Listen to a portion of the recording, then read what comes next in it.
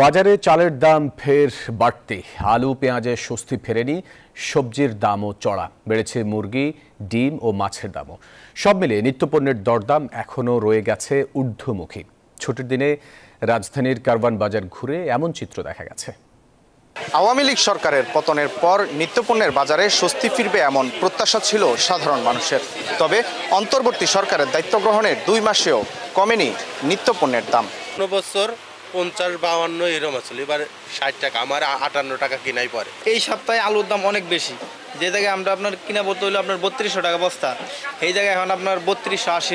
চড়া রাজধানীর সবজির বাজারও পেঁপে ছাড়া কোনো সবজি মিলছে না 70 থেকে 80 টাকার কমে। কাঁচামরিচ 280 টাকা, টমেটো 180 আর বেগুনের কেজি 170।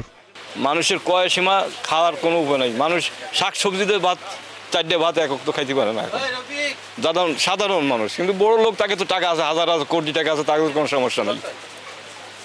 সাধারণ মানুষের বাঁচা খুবই কষ্টকর হচ্ছে এখন। ক্যামেরা ততক্ষণ সবকিছু ঠিক থাকে, ক্যামেরার বাইরে হবে, ক্যামেরা সবকিছু বাইরে যাবে।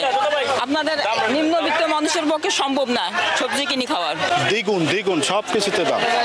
আমি মাসে ইনকাম করি 20,000 টাকা, মনে হয় 20,000 টাকা কাঁচা তরকারি কিনলেও মাসে হয় না, এমন এত দাম তরকারিতে। আপনি সেম 300 টাকা কেজি, কি মনে করছেন? 100 গ্রাম নিলাম, কি করবো? নতুন তরকারি খাইতে মন চাইতে। মাছ, মুরগি আর ডিমের বাজারও ঊর্ধ্বমুখী। প্রতি ডজন ডিমের দাম বেড়ে দাঁড়িয়েছে 170 টাকায়। ব্রয়লার মুরগি ও পাঙ্গাসের কেজি 200 টাকা। ছোট আকারের রুই 260 আর তেলাপিয়া বিক্রি হচ্ছে 220 টাকায়।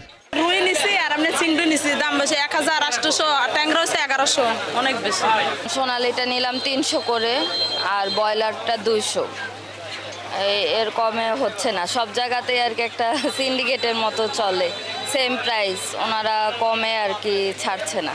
ডিমের দাম অনেক বেশি, কাস্টমারের কাছে অনেক, আমাদের অনেক মানে কফিয়ত দেওয়া ডিম বিক্রি করা লাগে আর কি। খালি ডিম 60 টাকা, একটা ডিম 15 টাকা হয়ে গেছিলো, আগে আসিল 10 টাকা 12 টাকা, এখন একটা ডিম 15 টাকা বেচলে 30 টাকার 13 টাকা 20-30 পয়সা আমাদেরই কিনা, 15 টাকা বিক্রি করা লাগে। কাস্টমার অনেক কাপজাপ করে আর কি মনে হয়।